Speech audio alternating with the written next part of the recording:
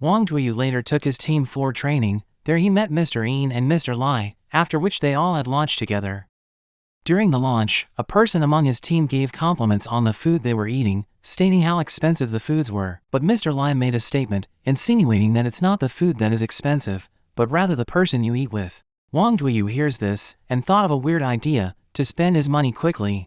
He invited a big investor called Mr. Lafitte for lunch with a huge amount of money. While they were both having lunch, Wang Duyu started asking Mr. Lafitte some weird questions. Xiao Zhu tried to make Wang Duyu understand that his questions was weird, but he wouldn't listen. He even went far as asking Mr. Lafitte his business failures, and offers to buy him lunch for the rest of the month.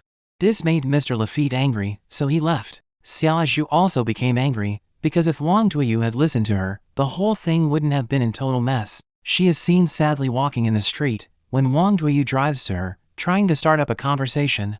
Xiao Zhu tells him how all the companies she has worked for always go bankrupt. She also later called Wang Duyu an idiot for his excessive spendings and behavior, and hoped that Wang Duyu would fire her, but Wang Duyu did not react to her insult. He even complimented her, telling her that she is a mascot to him.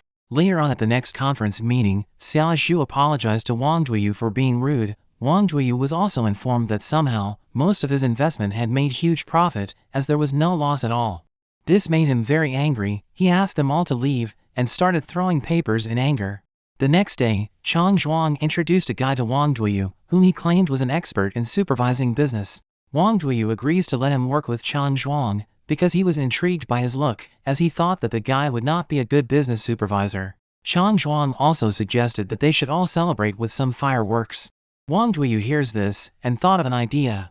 Later that night, Xiao Zhu is seen in her room, blowing a candle on a little cake, with a wish never to celebrate her birthday alone again. As it turns out that it was her birthday. Jian Nanlu soon arrived at her doorstep with a bouquet of flower on his hand. Xiao Zhu joyfully accepts it, but got angry when she realized that he had come because he needed money from Wang Duyu, so she angrily smashed his face with her cake.